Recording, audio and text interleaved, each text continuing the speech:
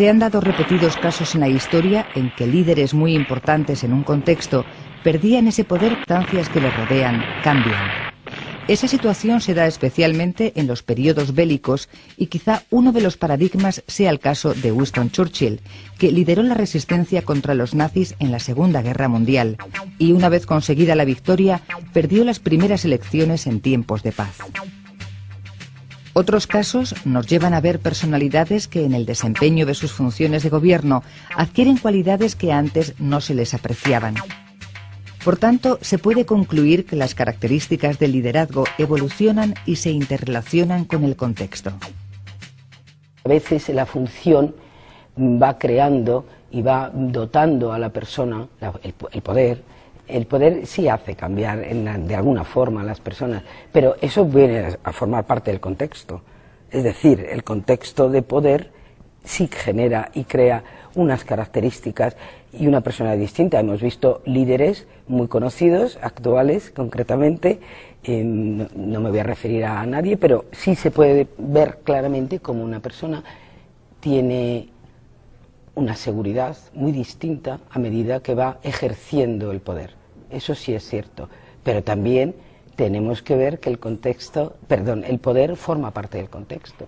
Cuando no tenía poder el líder, pues no ejercía esa cantidad de poder que ejerce más tarde, actúa de una forma distinta. Eso es cierto, pero lo que no cabe duda es que ese contexto está relacionado clarísimamente, ese contexto de poder está gravitando y influyendo en su capacidad de liderazgo y en su actitud como líder.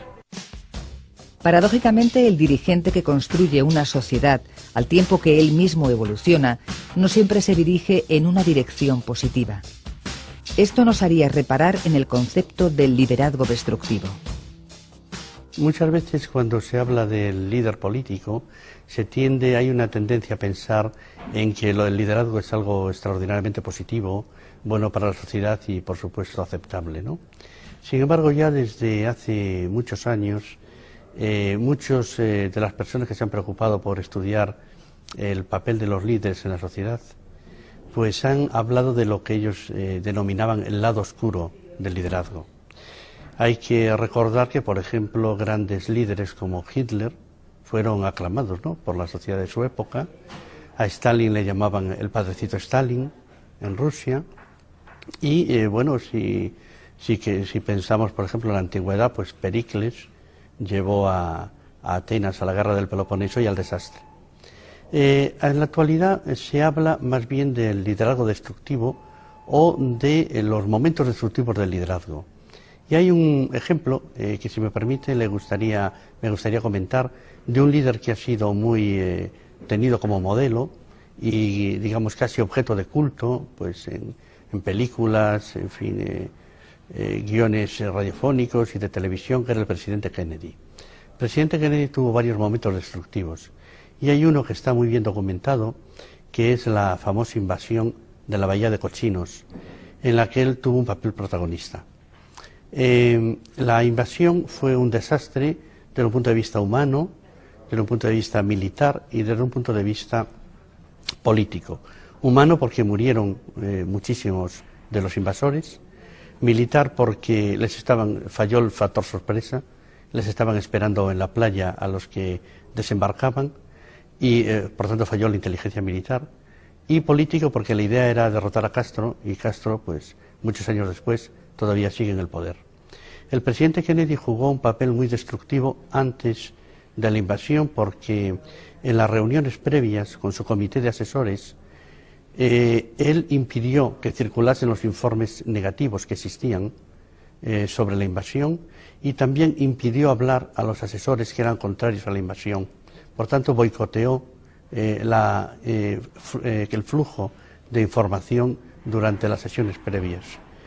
Pero también tuvo un papel destructivo después de la invasión, porque cuando los medios, y aquí por ejemplo se ve el importantísimo papel que juegan los medios en estas cuestiones, cuando los medios se airearon todo lo que había pasado en las reuniones previas, la reacción del presidente Kennedy consistió en destituir a aquellos asesores que habían informado negativamente sobre la invasión, destituir a aquellos asesores a los que no había permitido hablar en las sesiones previas y confirmar en sus puestos a todos los asesores que habían fomentado la idea de la invasión. Por tanto, se ve cómo incluso un líder que, digamos, globalmente es aceptado y bien conceptuado por la sociedad, sin embargo, tiene también su momento destructivo, y todo esto está perfectamente documentado en un trabajo de un psicólogo llamado Irving Janis, que se dedicó a estudiar los diarios de las sesiones de reuniones y a hablar con todos los asesores, tanto los que habían fomentado como los que se habían opuesto a la invasión. En conclusión, se podría hablar de dos tipos de liderazgo político.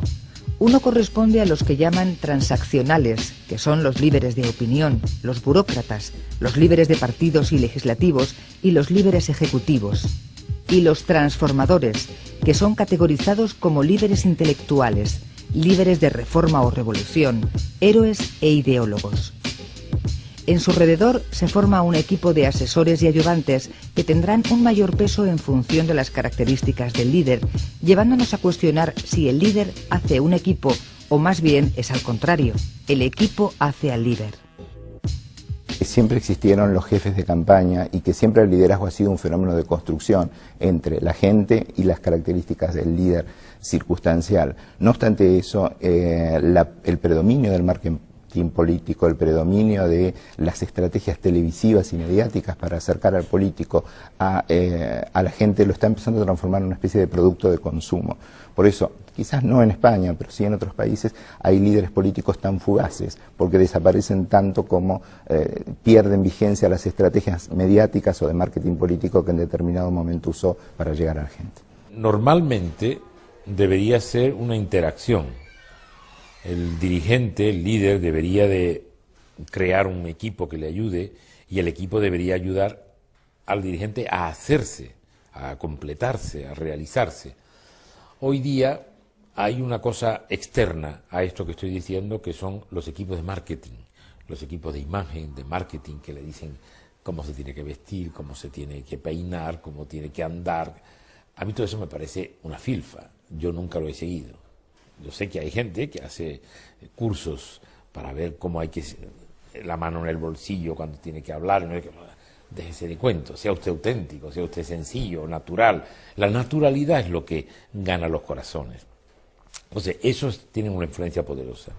Ahora, yo creo que si funciona bien, el dirigente debe hacer una selección del equipo y el equipo debe ayudar al dirigente a ser lo que es, pero no a cómo vestirse, sino a tener ideas, a conectar con la gente. Yo desde hace muchísimo tiempo, desde el año 75, creé un grupo que yo llamaba Grupo de Estrategia, que era un equipo de gente con la que yo me reunía para hablar sobre qué hay que hacer.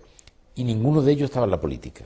Era un químico, una chica que vendía electrodomésticos, un profesor, un maestro, gente que no estaba para nada en la política, con las cuales yo conversaba y hacíamos algo de posibilidades de lo que podía ocurrir, y eso a mí me ha dado siempre muchísima más sabiduría que los textos políticos que puedo leer.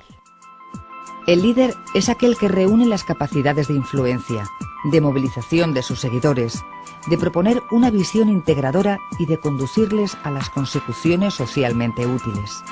Al mismo tiempo es interdependiente y reconoce que los demás son importantes para la consecución de los objetivos.